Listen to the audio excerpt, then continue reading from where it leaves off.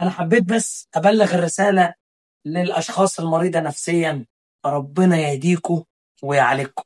النهارده نورني أخويا المحترم الغالي اللي متابعني من فترة كبيرة جدا جدا، ونزل مصر وكان عايز يقابلني، ولكن ما وفقناش الوقت إن أنا أتقابل أنا وهو.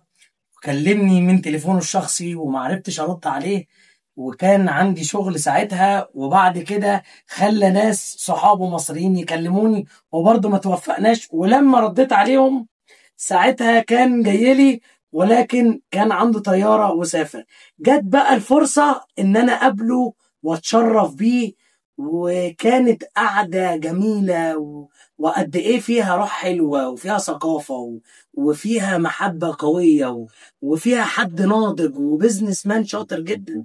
اخويا خالد، نورتني وشرفتني واتبسطت بيك جدا جدا. والساعتين 3 4 اللي قعدناهم مع بعض دول 5 بجد، ده انا مش متخيل. ال5 ساعات دول يعني انا استفدت منهم كتير قوي، على المستوى الشخصي وعلى المستوى الانساني، بعيدا عن فكرة البيع والشراء تماما او الماديات، او ان انت عايز تقتني من عندي كلب او 2 أو 3 او ايا كان. ده فارق معايا جدا، فكرة ان الاقي حد في الثقافة دي دلوقتي فعلا ما بقاش موجود. انا اللي استفدت. يا رب يخليك، انا اللي استفدت، يا رب يخليك. قول لي ايه اللي بسطك النهارده؟ استفدت ايه؟ شايف الشخص ده؟ انت كنت شايفه؟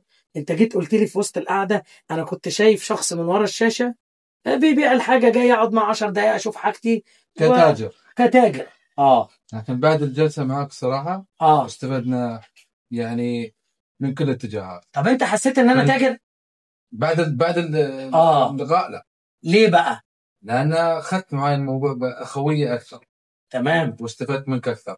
يا رب يخليك. في حياه خارج نطاق الشغل هذا وفي يا رب يخليك. يا رب يخليك يا استاذ خالد. الكلاب، انت كانت الناس بتقول لك لما اتكلمت مع كذا حد قالوا لك انت هتروح تشوف صور، طبعا كانوا بيبعدوك عني، واللي بيجيبونا شيء ثاني، واللي بيجيبوا شيء تاني، وكل شويه صور الكلاب دي فيديوهات جديده. ايوه. انا قاعد بقى بخللهم، حاطط براميل وبخللهم عندي في مصر. انا قلت اروح واشوف بنفسي. تمام. جيت وشفت. شفت ان اللي في الصور في الفيديوهات هو كله مثل ما موجود في الطبيعه اللي انعرض علينا، والمستوى احسن عن يعني لان انت لفيت كتير. في التصوير مظلوم.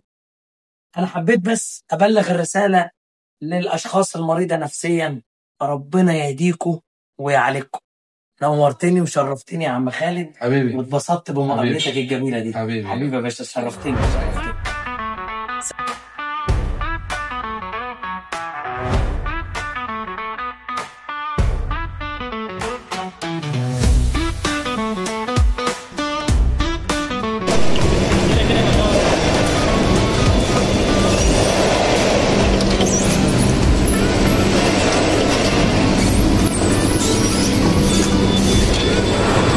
حبيبي فادي، الشحنة وصلت دبي وجاي استلمها من المطار. حبيبي فادي، الشحنة وصلت.